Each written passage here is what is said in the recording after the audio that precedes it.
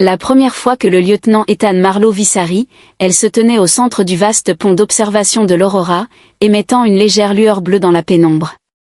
La bioluminescence de son espèce n'était pas qu'une simple curiosité fascinante, c'était une radiance subtile et élégante qui semblait pulser avec ses émotions ou du moins, c'est ce que prétendait le manuel d'information.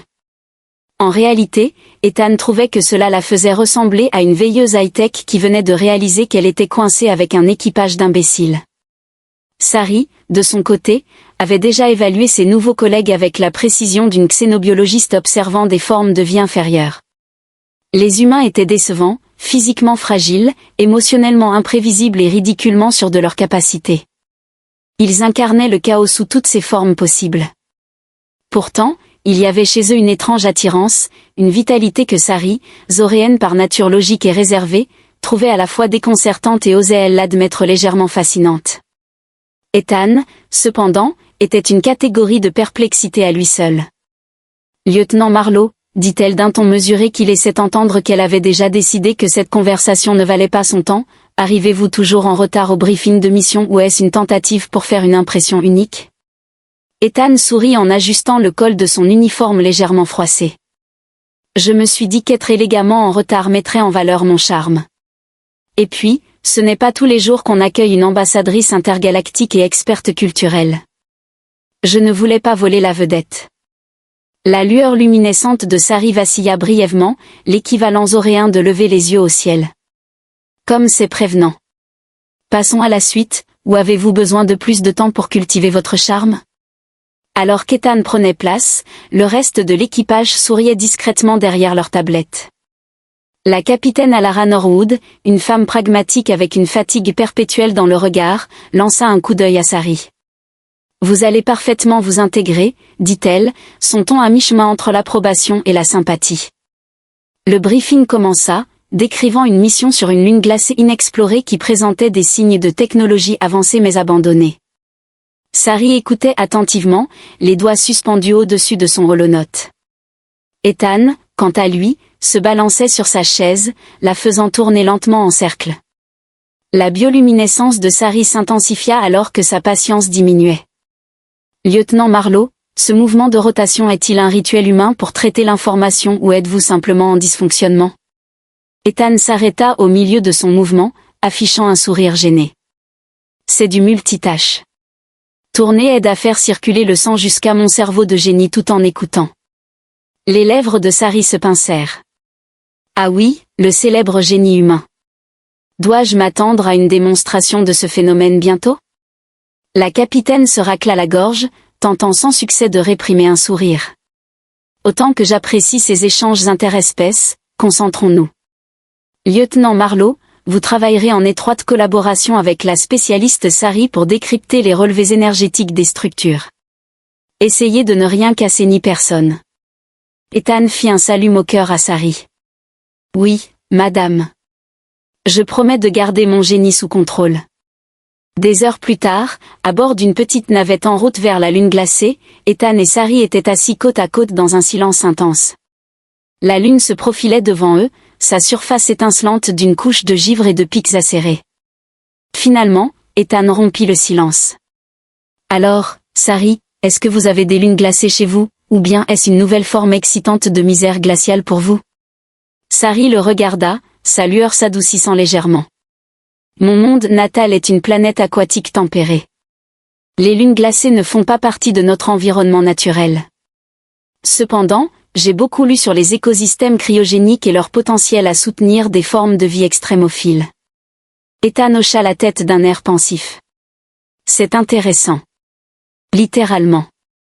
Et puis, entre nous, écosystème cryogénique, c'est une façon bien classe de dire des endroits vraiment froids où rien d'amusant ne se passe. La lueur de Sari vacilla de nouveau, cette fois avec amusement. Elle tenta de le cacher.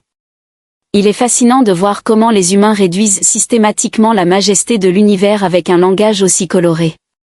C'est notre spécialité, répondit Ethan en s'adossant à son siège.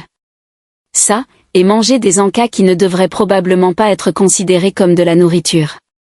Il sortit un sachet de quelque chose de coloré et bruyant. Vous voulez goûter une délicatesse humaine?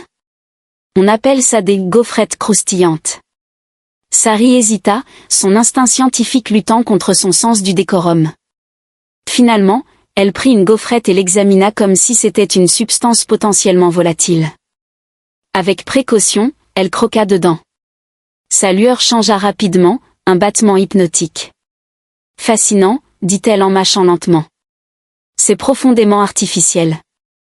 Cela a le goût de l'équivalent chimique de l'ubri. Ethan sourit.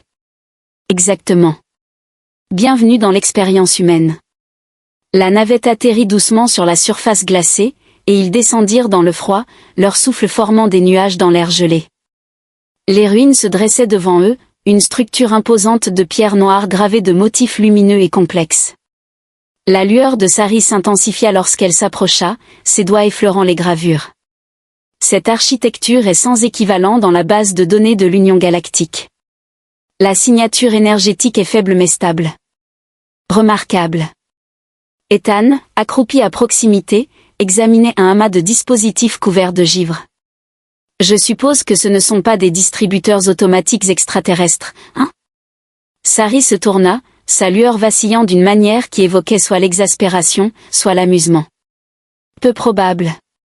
Bien que votre penchant pour l'humour suggère un lien évolutif avec les charognards. Ethan éclata de rire. Je vais prendre ça comme un compliment. Ils continuèrent à travailler en silence, scannant et documentant leurs découvertes. Malgré leurs différences, Sari se surprit à apprécier l'adaptabilité et la rapidité de réflexion d'Ethan.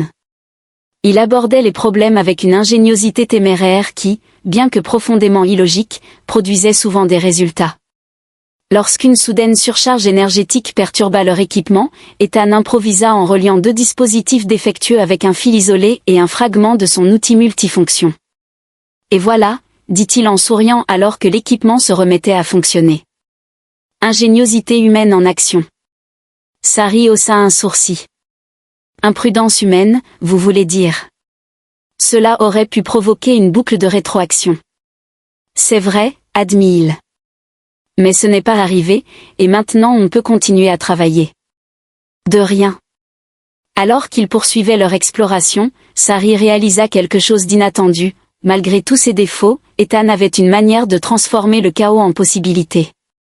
Et pour la première fois de sa vie, elle trouva le chaos intrigant. La surface de la lune glacée crissait sous les bottes d'Ethan, un rappel rythmique de l'immobilité étrange qui les entourait. Les ruines qu'ils avaient commencé à explorer s'élevaient au-dessus d'eux, un labyrinthe de pierres noires et de veines scintillantes d'un matériau iridescent que Sari avait identifié comme similaire aux biocristaux auréens. La structure pulsait faiblement, comme le lent battement de cœur d'un titan endormi. Ethan resserra son écharpe contre le froid, son souffle formant des volutes dans l'air glacial. Vous savez, dit-il en jetant un coup d'œil à Sari, qui examinait un panneau de symboles gravés dans le mur, cet endroit me rappelle ma chambre à l'université, sombre, froid et franchement hostile. Il ne manque qu'un colocataire passif-agressif. Sari ne leva pas les yeux. Si vos institutions éducatives ressemblent à des ruines antiques sur des lunes inhabitables, cela expliquerait beaucoup sur le développement de votre espèce. Ethan rit en tapotant une lampe torche pour la rallumer. Pas faux. Mais sérieusement, cet endroit semble vivant, comme s'il attendait quelque chose ou quelqu'un. Sari inclina la tête, sa lueur vacillant alors qu'elle analysait ses paroles. Observation intéressante, lieutenant. De nombreuses structures anciennes incorporent des éléments bioréactifs qui répondent à des stimuli spécifiques. Il est possible que votre présence imprévisible ait. L'irrégularité a déjà activé des mécanismes latents. Ethan esquissa un sourire. Donc, vous êtes en train de dire que je suis spécial? Spécial, répondit Sari, sa lueur se stabilisant dans un bleu froid, est un mot avec de nombreuses interprétations. Alors qu'il s'enfonçait plus profondément dans les ruines, l'air devenait sensiblement plus chaud, un contraste frappant avec la surface gelée à l'extérieur. Ethan s'arrêta pour examiner un ensemble de glyphes en spirale gravés dans une porte, ses doigts suivant les rainures.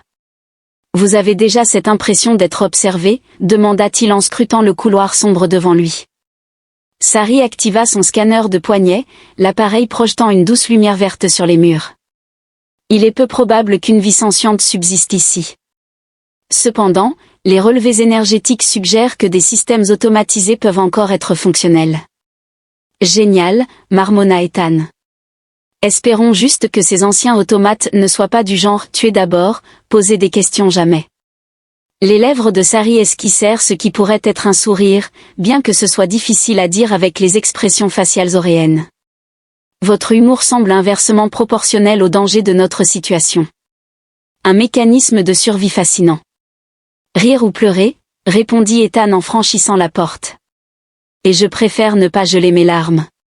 Le couloir déboucha sur une vaste salle remplie de flèches imposantes qui semblaient vibrer d'une énergie latente. Au centre de la pièce, un piédestal supportait un orbe cristallin qui pulsait faiblement, projetant des motifs lumineux mouvant sur les murs. Sari s'approcha de l'orbe avec précaution, sa lueur s'intensifiant alors qu'elle tendait une main vers celui-ci.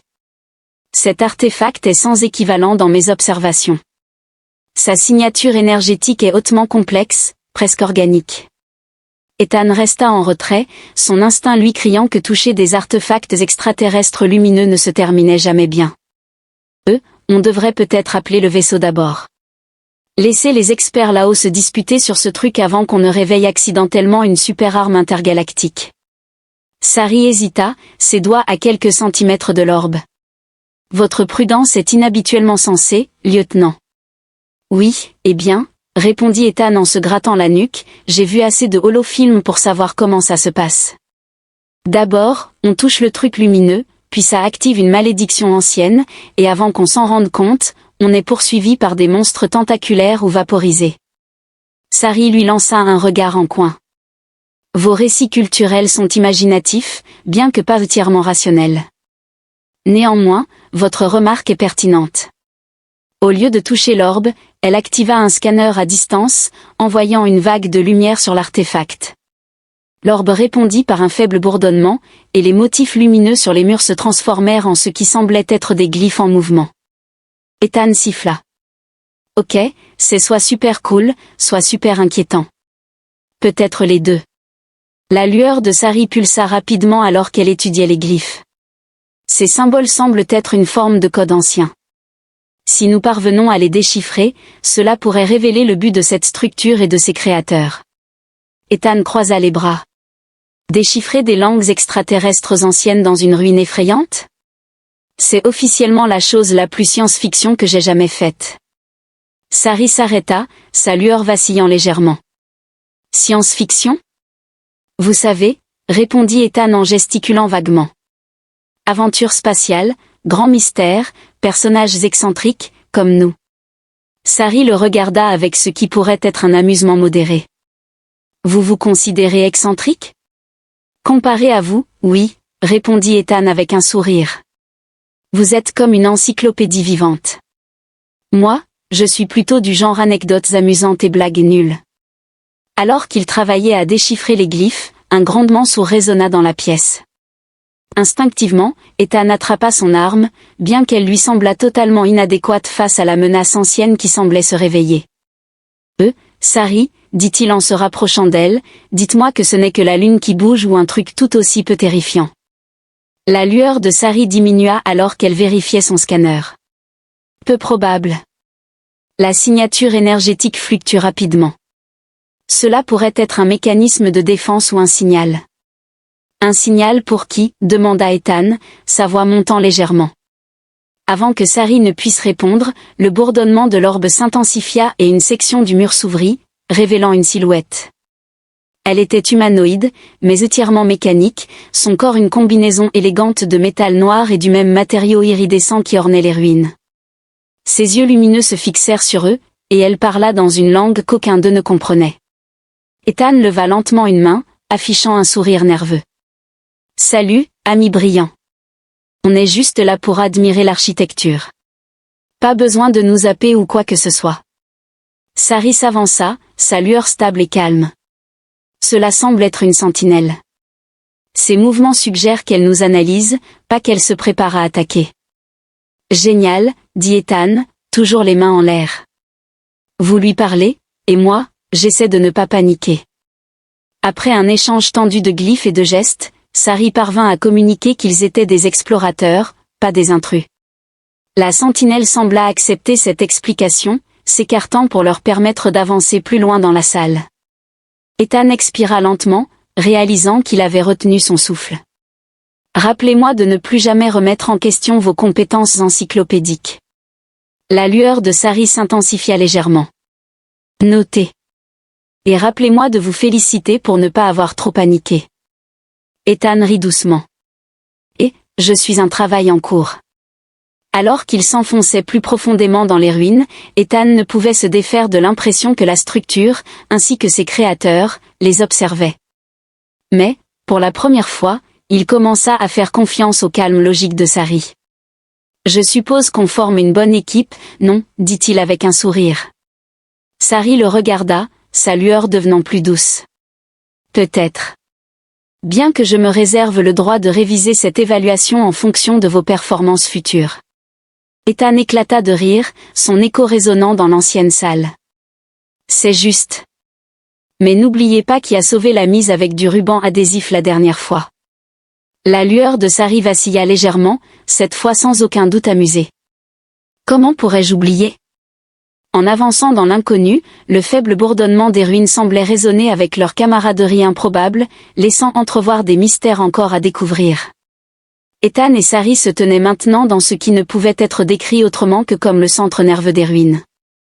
De hautes colonnes cristallines pulsaient doucement à intervalles réguliers, remplissant la chambre gigantesque d'un bourdonnement grave et résonnant.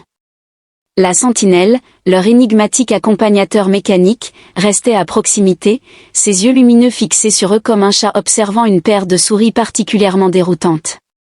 Ethan se gratta la tête. Donc, pour résumer, on a suivi un robot lumineux dans le cœur d'une ruine extraterrestre, activé on ne sait quoi, et maintenant on est dans ce qui ressemble à la salle des serveurs la plus chic de la galaxie. J'ai oublié quelque chose ? La lueur de Sari pulsa lentement, dans un rythme contemplatif, alors qu'elle étudiait les colonnes. Votre résumé, bien que réducteur, est exact. Les relevés énergétiques ici sont extraordinaires. Cette structure n'est pas simplement une ruine, elle est opérationnelle. Ethan désigna la sentinelle d'un geste. Et notre ami brillant ici, c'est quoi son rôle ? Guide touristique ? Garde de sécurité ? Propriétaire agacé ? La sentinelle émit une série de tonalités mélodiques qui résonnèrent dans la salle. Sari inclina la tête, sa bioluminescence passant à un cyan brillant et concentré. Il tente de communiquer. Les tonalités correspondent à une séquence mathématique. Génial, répondit Ethan en s'appuyant contre l'une des colonnes cristallines. Vous êtes un génie des maths, je vous laisse discuter pendant que je... La colonne sur laquelle il s'appuyait s'illumina soudainement, et Ethan recula précipitamment en criant. Lieutenant Marlowe, dit Sari, sa lueur s'assombrissant d'exaspération, votre propension à déclencher des événements involontaires est véritablement remarquable. Ethan leva les mains en signe de défense. Et, je n'ai touché à rien. C'est elle qui m'a touché. La sentinelle s'approcha, émettant de nouvelles tonalités mélodiques, cette fois accompagnées de glyphes holographiques projetés par la colonne la plus proche. Sari s'avança, ses doigts traçant habilement les glyphes alors qu'elle les analysait. Cela semble être un dépôt de données, dit-elle, sa lueur s'intensifiant d'excitation. Si nous pouvons accéder à son contenu, cela pourrait nous révéler le but de cette installation. Ethan observa les symboles lumineux. C'est super, mais je pense qu'on oublie un tout petit détail. Et si ce but impliquait quelque chose de peu amical ? Comme nous faire fondre le cerveau ou invoquer des seigneurs extraterrestres. Sari ne releva pas les yeux, sa lueur toujours concentrée.